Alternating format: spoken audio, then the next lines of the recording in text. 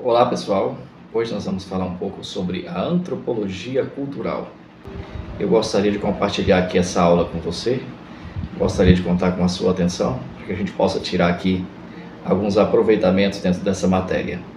A antropologia cultural é o campo da ciência que busca compreender o homem em sua totalidade, mas isso a partir de suas manifestações culturais. A antropologia cultural não se limita a descrever costumes curiosos, mas ela procura interpretar como crenças, valores, ritos, linguagem, e como as instituições também faz parte disso, moldando a vida em sociedade. Desde as antigas tribos até as cidades globalizadas, o homem revela a sua identidade por meio da cultura. Um aspecto importante é perceber que a cultura não é estática. Bom, ela nasce, se transforma e em alguns casos até desaparece. E como cristãos, nós precisamos olhar para a cultura com discernimento. Precisamos reconhecer a beleza que ela pode expressar, como solidariedade, arte, hospitalidade, mas também precisamos entender que existem algumas distorções, como idolatria, injustiça ou práticas desumanas. A antropologia cultural nos ensina a analisar sem preconceitos. Porém, a Bíblia é quem nos dá as regras para avaliar. E com certeza isso nos ajuda a não rejeitar tudo em nome da fé, mas também a não abraçar tudo em nome da tolerância. Cultura é o conjunto de valores, práticas, símbolos, ideias e também tradições que caracterizam uma comunidade e são transmitidos de geração em geração. Ela é aprendida, construída socialmente e também é mutável. Ninguém nasce com a cultura pronta. A gente aprende com a escola, com a religião e também com a mídia. A cultura é como se fosse uma lente pela qual nós enxergamos o mundo. Então, por exemplo, dois povos podem olhar para o mesmo fenômeno natural e interpretá-lo de forma muito diferente uma da outra. Bom, e esse caráter interpretativo da cultura é fascinante para a antropologia. Porque, veja bem, para o cristão isso mostra a necessidade de filtrar essas lentes, e isso à luz da palavra. Muitas práticas culturais podem ser válidas e até belas, porém elas não são absolutas. A única cultura que é absoluta, permanecerá eternamente, é o reino de Deus. Nós precisamos deixar isso bem claro. A cultura ela é aprendida, compartilhada, simbólica, adaptativa e também integrada. Essas 5 dimensões revelam que ela é o resultado de uma convivência e não de uma herança genética, como alguns pensam.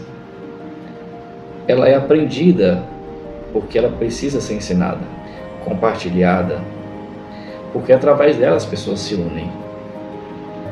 Ela depende de significados adaptativos e também porque responde a desafios do ambiente. Ela é integrada também, porque suas partes se interligam. Isso é cultura. Isso significa que um simples gesto ou um objeto pode carregar um universo de significados. Por exemplo, uma roupa, uma palavra, uma comida, uma celebração. Tudo isso fala de uma visão de mundo.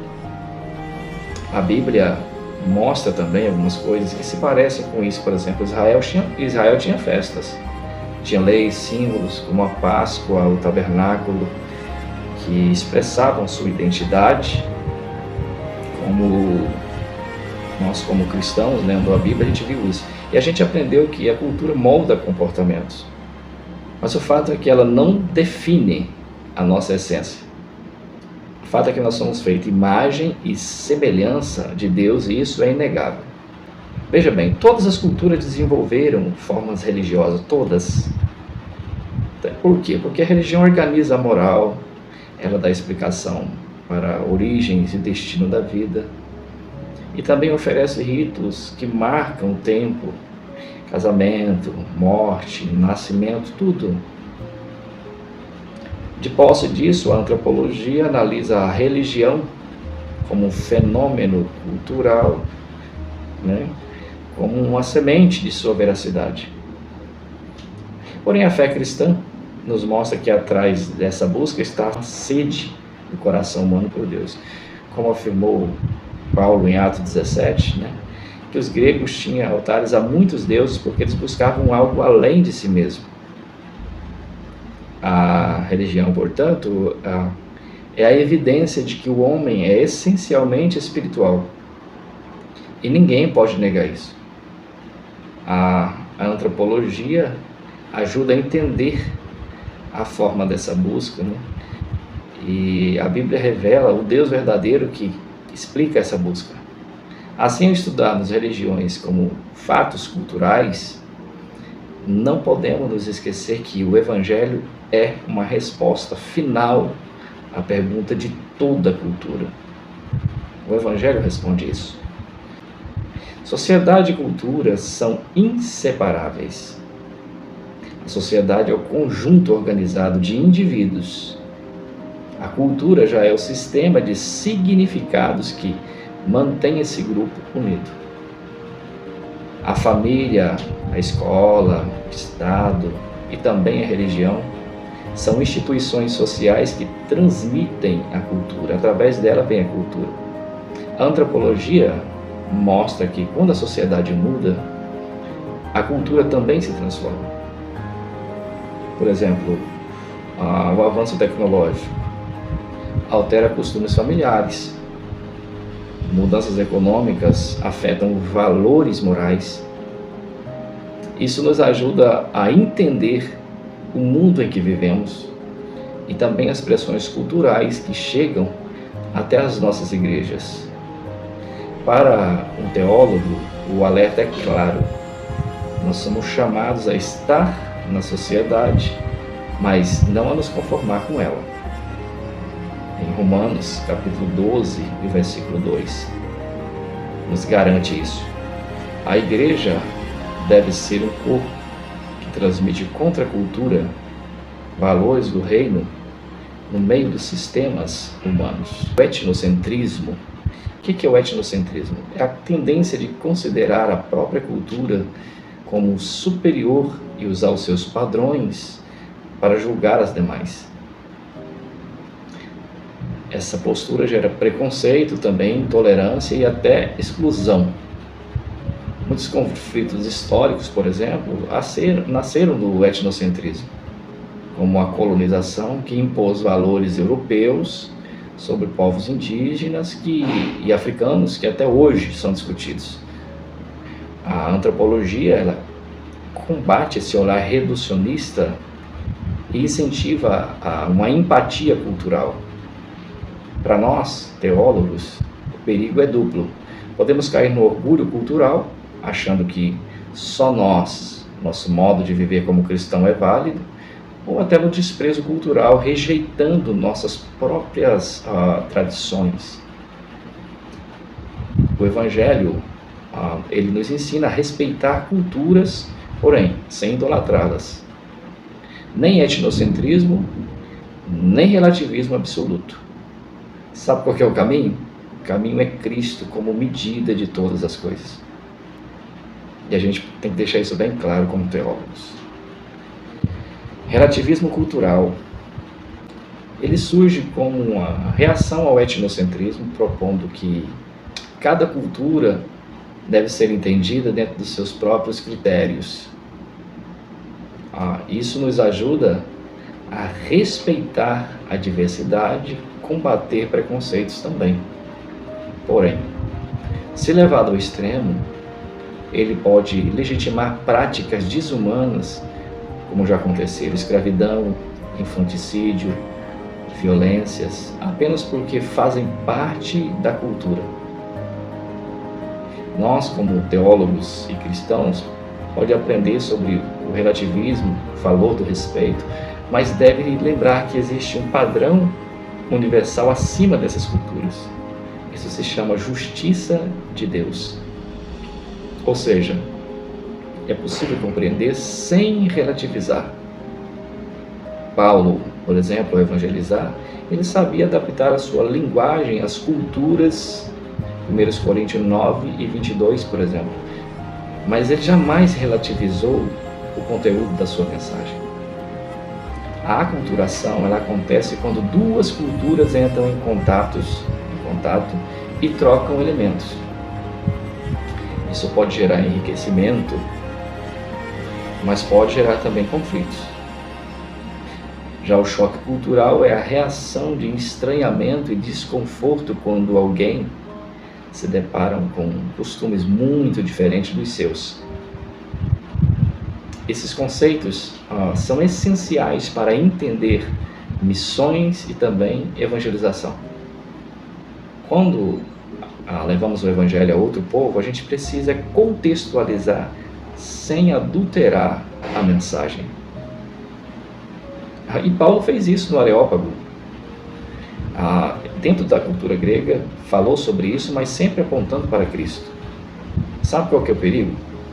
Em confundir a adaptação cultural com alteração doutrinária. Aí é problema. A verdadeira missão respeita a cultura, mas não deixa de transformar corações. Isso é muito importante, precisamos deixar isso bem claro. Cultura material e imaterial. A cultura material envolve objetos e também tecnologias e construções também. Já a imaterial abrange o quê? Ideias, crenças, valores e tradições, e estas simbólicas. Todas as duas estão profundamente ligadas. A invenção da escrita, por exemplo, mudou a forma de transmitir ideias. O desenvolvimento da internet, por exemplo, está transformando a forma da pessoa pensar, né? E as suas relações sociais. A Bíblia mostra que até objetos podem e carregam valores simbólicos, como a Arca da Aliança, por exemplo, ou o templo. Mas o que realmente importa é o significado que isso tem. Isso nos lembra que a cultura material não é neutra. Ela molda e também é moldada pelos valores espirituais. Como cristãos e teólogos, precisamos discernir o uso dos recursos culturais para que sirvam ao reino de Deus e não à idolatria humana propriamente dita. Cultura e identidade. A identidade é construída em diálogo com a cultura. E ela nos dá sentimento de pertencimento a um grupo, língua, tradição, memória. O fato é que sem cultura, o indivíduo vai se sentir perdido, perde suas referências ou não adquire. Mas ao mesmo tempo, a identidade é plural. Nós somos marcados pela cultura local, nacional, global e, sobretudo, também temos a cultura da fé. Para os cristãos, a identidade maior está em quem? Em Cristo. Isso significa que não negamos nossas raízes culturais, mas também não permitimos que elas definam totalmente quem somos. Nós somos cidadãos de duas pátrias, uma terrena e também uma celestial. E qual é o desafio? Viver de forma fiel a Cristo em qualquer identidade cultural. Quando a gente tem essa consciência, isso ajuda os futuros teólogos e ministros a não se deixarem capturar pelo nacionalismo excessivo e nem pelo globalismo dissolvente, mas sim a manterem firme a identidade do reino de Deus.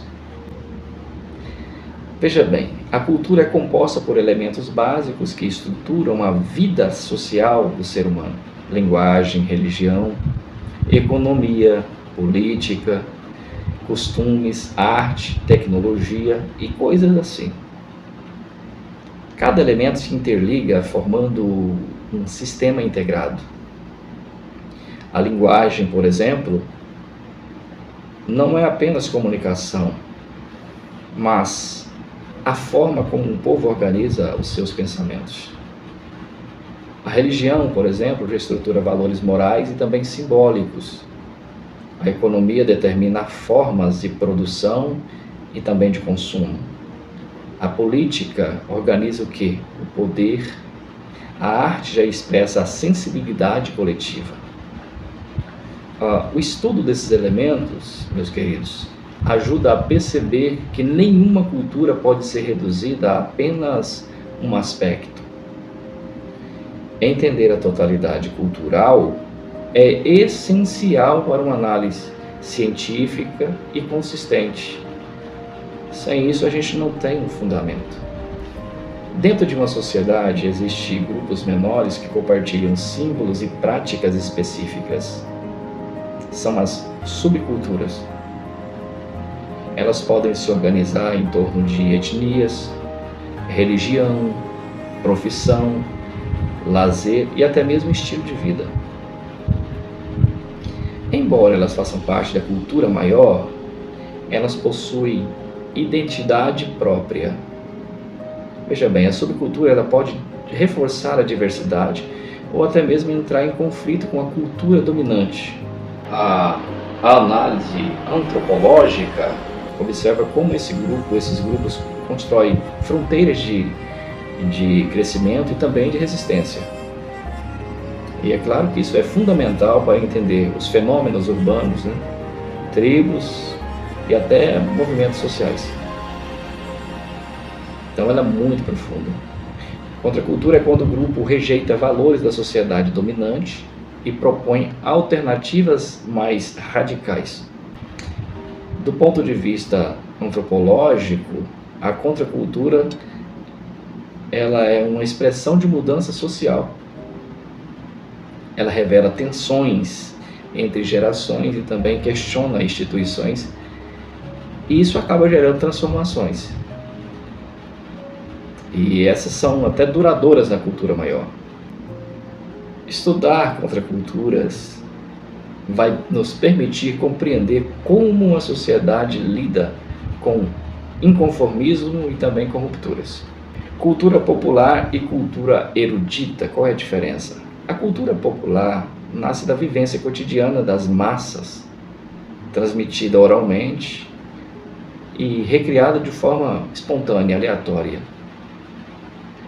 Por outro lado, a cultura erudita já é produzida por elites intelectuais, preservadas em registros escritos e também transmitidos através de instituições mais formalizadas. A antropologia contemporânea rejeita a hierarquia rígida que rejeita a cultura erudita, reconhecendo a riqueza da cultura popular, valoriza muito isso. O estudo de provérbios, canções e práticas populares é fundamental para compreender a identidade de qualquer povo. Cultura de massa, o que é isso? Com os meios de comunicação modernos, surgiu a cultura de massa. Produtos culturais padronizados, consumidos em largas escalas, como, por exemplo, cinema, televisão, publicidade, internet, são os principais veículos. A cultura de massa, ela uniformiza práticas, mas também democratiza o acesso.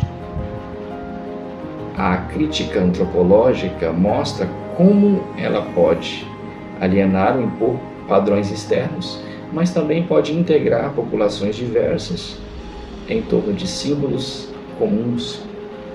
Entender esses mecanismos é crucial em um mundo globalizado.